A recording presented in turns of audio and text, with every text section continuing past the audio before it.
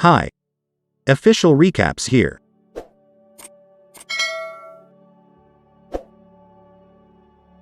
For centuries, humans and mages coexisted in peace. However, the leader of the mages, Mordred, decides he wants more and sends his army to attack the kingdom of Camelot. Hundreds of mages together with giant war beasts launch a very aggressive attack, and no matter how hard they fight, Camelot's defenses aren't strong enough. Prince Vortigern, who seems to feel dizzy for being close to magic, tells his brother King Uther that they should surrender, but Uther refuses. With his legendary sword Excalibur in hand, he meets face to face with Mordred, and the power of the sword is enough for Uther to defeat his enemy. Subsequently, Uther convenes with his council to decide how best to handle the mages. Uther is reminded by Sir Bedivere and Sir William that the mages aren't evil people. Mordred was just a bad leader who is now dead. After all, Vortigern himself studied with the mages a few years prior, and it was the mage Merlin who gave Uther the sword. Vortigern disapproves of Uther's decision to give up all forms of aggression against the mages after he recognizes their point. In the dead of night, Vortigern orders his soldiers to prepare and leads his spouse to a hidden chamber beneath the castle, where they will offer her as a sacrifice to the moat hags in return for power. Uther rushes to wake up his wife and son Arthur so they can flee through the docks as Vortigern's soldiers start to take control of the castle. But a demon knight discovers them and murders the couple. The baby manages to escape on a boat that the river transports all the way to Londinium. Little Arthur grows up in a seedy home believing he is the bastard son of a working lady while Vortigern ascends to the throne after Lucy and her fellow call girls find the boat.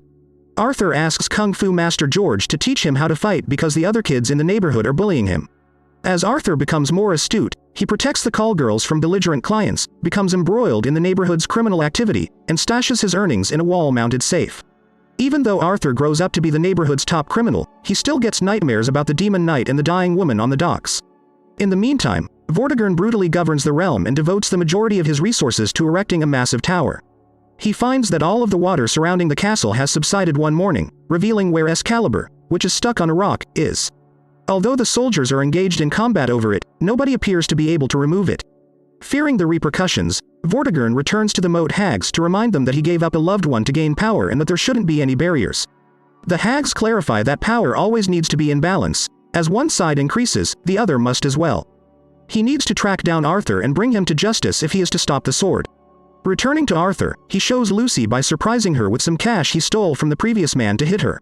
Lucy is impressed since that man was a Viking, and Vikings can be a dangerous people.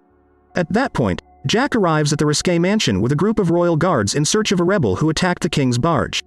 Although Arthur doesn't like the king, he doesn't want to endanger his ladies that he loves, so when he discovers William hiding in the Risqué mansion, he gives him over to the guards. Then, curious about what's going on, Jack requests a private meeting with Arthur and his childhood pals Tristan and Back-Lack. Arthur pretends his team didn't really use violence and explains that he took money from the Vikings because they had mistreated Lucy and George. Jack also inquires about the graffiti that the kids in the neighborhood have been painting all over the town, proclaiming the return of the born king. Jack, who clearly doesn't trust a word that Arthur says, requests that Arthur exercise extra caution because the king is protecting the Vikings. A few days later, Vortigern inquires about the sword with his guardian Mercia. Sadly, no one in the royal army has been able to recover it. Mercia worries because the populace is growing more and more opposed to Vortigern and the rebels are becoming more powerful every day. Unaware that Maggie collaborates with the resistance in secret and tells falsehoods when she claims that the people adore their king, Vortigern approaches Maggie, a lady of the king's court, to find out what his people think. This response satisfies Vortigern, who tells Mercia to focus on completing the tower. Arthur is awakened in the middle of the night by his friends alerting him to the approaching royal guards. While trying to flee, Arthur is apprehended by the guards on the streets and brought back to Camelot. Arthur cuts in front of the long line at the harbor in order to avoid having to wait any longer for the test. The runes on the sword glow, and the whole kingdom trembles as Arthur seizes the sword with both hands.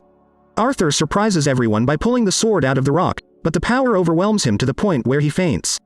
Afterwards, Vortigern and Arthur awaken in a cell together. Arthur disputes the king's explanation that the sword proves he is Uther's son, claiming he is just a call girl's bastard who doesn't want anything. But Vortigern has already dispatched his men to search the seedy home and discovered Arthur's hidden wealth, indicating that he is a threat to Vortigern's throne and does possess ambition. In the meantime, Rubio sends a mage to see Bedivere in the rebel stronghold. This mage is Arthur's guide, sent by Merlin, but she needs Bedivere's assistance to get to the castle. A short while later, everyone in Camelot assembles around the castle to witness the birth of the king. Arthur needs to cooperate with Vortigern's plan to use fear to gain their respect. His guards will murder Lucy if he does not give Vortigern the power. Arthur is offered the opportunity to seize Excalibur and defend himself when they appear in front of the public, but he declines to save his working girls. Arthur's called a disruptor of peace and he shall die for the sake of the kingdom. When the guards are about to kill Arthur, the mage sends an eagle to stop the guards and makes all the horses and dogs go crazy. The crowd begins running away and the guards concentrate on protecting the king, giving Bedivere and the rebels the chance to rescue Arthur and retrieve Excalibur.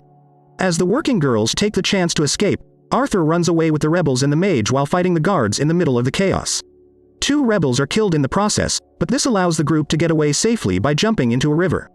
Eventually they reach the rebels' hideout, where Arthur is surprised William escaped arrest and is here too. Bedivere and William explain that Arthur's neighborhood has been torched and he can't go back. They also want to see what he can do with the sword. Arthur pretends he doesn't want to fight before he begins to easily beat some rebels up. When it's William's turn, Arthur grabs Excalibur with both hands and his mind fills with visions, causing him to pass out again. A few hours later, the mage is performing a ritual to comprehend the sword, which causes Arthur to be awakened by his regular nightmares. The reason for the scars he's always had on his hands is explained when the nightmare depicts his younger self giving Uther the sword this time. Arthur disputes the mage's claim that he is resisting the sword, claiming he is not the fabled king they seek. But when the mage mentions that she can stop the nightmares, he agrees to give it a shot. The mage then requests that Bedivere transport Arthur to the Darklands. Arthur is dropped at an island, where the mage tells him he must reach the tower and touch the altar stone with the sword. Arthur isn't too concerned because he believes it will be similar to camping, but when he is left on his own, he discovers that the island is home to many grotesque creatures. This compels him to defend himself more with the sword, eliminating any monster that stands in his way. Following a few days of bare survival, Arthur climbs an ancient tower and places the sword on the altar stone, which glows and drives away all animals. Arthur's mind is taken over by magic, which then shows him every memory of the night his family perished. The demon knight killed the queen, and Uther used Excalibur to pursue the knight. Uther dropped his sword during the battle, and little Arthur gave it back before his father gave the order to flee. Little Arthur leapt into the boat, closed his eyes, and let the river guide him so he wouldn't have to see his father die. Uther was transformed into the stone that lowered the sword into the water when Excalibur fell on his back. The demon knight took off his magical veil and revealed his identity to be Vortigern, who planned this whole thing on purpose. Following the vision, Arthur faints and needs Bedivere and the mage to save him. When Arthur notices that the island tower is the same as the one Vortigern is building in Camelot, the mage explains that this is because, once he completes it, Vortigern will have the same level of power as Mordred, which is why the sword has appeared at this time. As Bedivere notes, Vortigern struck a deal with Mordred promising to share power in exchange for Uther's death, which is how the war against the mages got started in the first place. After accepting, Mordred killed the Mage King and carried the royal staff up to the tower where the dark forces were unlocked. However, Merlin stole the staff later and made Excalibur with it, using it to destroy the tower. The Lady of the Lake received Excalibur from him, after which she bound it to Uther's lineage. Arthur's friends wait for him when they get back to the hideout, and while they're looking for him, they confirm that Jack and Mercia set fire to their neighborhood. The majority of people fled, but they were able to save the working girls and a few of their friends. Arthur becomes enraged by this and decides to murder Vortigern in retaliation. Following that, Arthur presents his friends to the rebels, and they start formulating a strategy. Arthur declines when William tries to meet with the barons of the most influential families in the kingdom to solicit their support. He makes the point that because he is an uneducated poor guy, those posh lords would never recognize him as a leader and that it is crucial that the rebels take control. Rather, Arthur suggests using the thing Vortigern values most, the tower, to entice him to leave the castle and come to Londinium. They start by damming the river and sinking the barges that are carrying the stone supply. Subsequently, they employ William's knowledge of the king's transportation routes to free all the children enslaved. They blow up the place because one of the working women knows the man who supplies brandy to Vortigern's favorite palace. Due to everything, Vortigern is forced to negotiate with the Vikings, even if it means agreeing to dubious terms.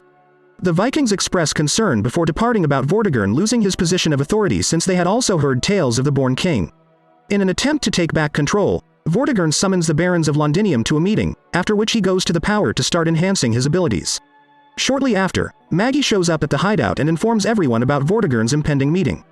This prompts the rebels to devise a scheme to kill Vortigern when he goes to Londinium. Since they need a secure structure from which to fire, William shows that he can kill an opponent at a distance of 175 yards with a bow. When the day arrives and Arthur sees the king riding in a carriage, he can't help but feel that this is too simple. As it happens, Vortigern is hiding with Maggie in a boat because he knows she is spying on him and set this up. It turns out that everything here is a trap. Arthur can tell the king on the street is an actor, but William decides to shoot anyway in order to kill Mercia. The guards immediately raise the alarm and begin searching the town for the rebels. Arthur's group tries to hide in the crowd, but the guards find them and a fierce battle begins, during which Baklak gets hurt. He tells them to go ahead without him, and the group continues to fight through the streets, causing Rubio to get hurt as well. Rubio stays behind too to distract the guards while the group sneaks into George's school because he has a secret tunnel they can use to escape. However, everyone here refuses to be running cowards and they stay to fight. The guards burst in and a huge battle begins during which the mage tries to help by commanding her birds. Her plan doesn't work and she gets captured, which makes Arthur so angry that he grabs Excalibur with both hands and defeats the entire army in a matter of seconds. This demonstration of power is seen by the neighbors through their windows. Afterward, the rebels hide in a safe house and decide to wait until dark for Baklak and Blue.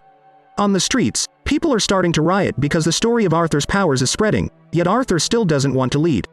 A few hours later, Blue takes Baklak to the safe house. However, Baklak informs Arthur to depart without him because he is aware that he is dying. Just as Vortigern and his guards are about to arrive, Arthur drags Blue off, telling them that they followed the child around and discovered the safe house. Baklak acts as though he doesn't know anything, but Blue, who returned because he wouldn't leave his father behind, ends the questioning. Aware of the threat, Blue acts as though he is merely the housekeeper and is unaware of Baklak. Blue screams as Vortigern doesn't believe him and tests him by cutting Baklak's ear. When Arthur reappears and grabs a guard as a threat, Vortigern kills Baklak in retaliation. The rebels can now finally make a safe getaway thanks to Arthur's ability to seize Blue and flee to the boats. Following that, Vortigern gives his guards orders to apprehend or execute anyone attempting to rebel on the streets. Arthur makes the decision to throw the sword into the lake and flee as they make their way back to the hideout and consider all the lives that were lost for him. When Arthur falls in the mud, the Lady of the Lake finds the sword and pulls him into her lair to show him what Vortigern will do if he isn't stopped. After witnessing a vision of Camelot in utter ruin due to Vortigern's brutality, Arthur decides to take the sword. The lady reminds him that Arthur needs to trust the mage and that Vortigern must be fought in the tower before letting go. Arthur is roaring with the power of the glowing sword when the rebels find him. In the meantime, Rubio is captured by Vortigern, who abuses him until he divulges information. Arthur discovers a short while later that riots are breaking out across the nation in his honor. The rebels head back to the hideout to prepare after Arthur declares he's prepared to just storm in and seize control of the castle. Sadly, they find a massacre waiting for them and a royal guard with a message from Vortigern. Arthur must go to the castle before dark, or they'll kill Blue and the mage. Bedivere is the one who visits the castle to confirm that the hostages are still alive. Vortigern agrees to wait for Arthur until morning in exchange for the mage's Excalibur. The mage determines it's time to awaken Arthur's inner potential after she and the rebels are reunited. The mage promises that the poison the snake, which she summons and bites Arthur's neck, will protect him in the future. The poison allows Arthur to see all the magical creatures that lurk in the natural world. A few hours later, as the mage forces her eagle to drop a snake inside, Arthur arrives at the castle. Arthur is brought to see the king, but before Vortigern can murder his nephew, he spots the snake perched atop a pillar.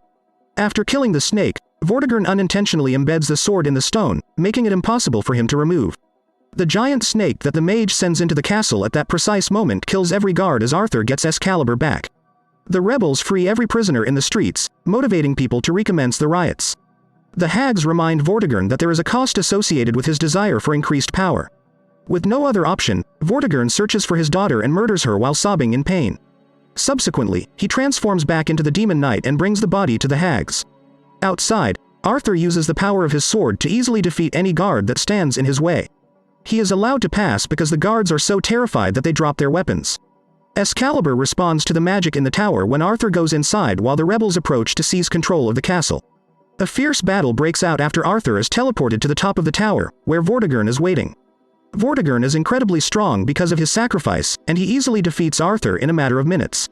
The poison takes effect and causes Arthur to have one final vision when Vortigern declares that the sword is now his. This time, Arthur seizes the sword before it enters his father's body and doesn't close his eyes when Uther passes away. When Arthur awakens, Excalibur is blazing with power after Uther tells him the sword is now his. Arthur quickly seizes it and uses the sword's enhanced control to battle Vortigern once more. After repeatedly hitting Vortigern, Arthur eventually kills him, pointing out that Vortigern's decision to cast him out into the streets to begin with is what made him the person he is today. Arthur even gives Vortigern a kiss on the hand to emphasize how ironic his point is. The tower collapses as he then unleashes the power of Excalibur. The kingdom bids adieu to every person who perished in the conflict the following day. Following that, Arthur asks Bedivere to knight his friends and presents his team with the round table he has selected for their meetings. Finally, Arthur is knighted by William, establishing him as the legitimate king. A while later, the Vikings arrive to demand their share of the agreement, threatening to go to war if they don't get their way. Arthur isn't intimidated and reminds them of his power, causing the Vikings to kneel and accept him as the new king of England and an ally. At the end of the day, Bedivere crowns Arthur in front of a huge crowd, and Arthur raises his sword as he swears to protect his people. If you enjoyed this video, hit the like button and subscribe for more videos like this.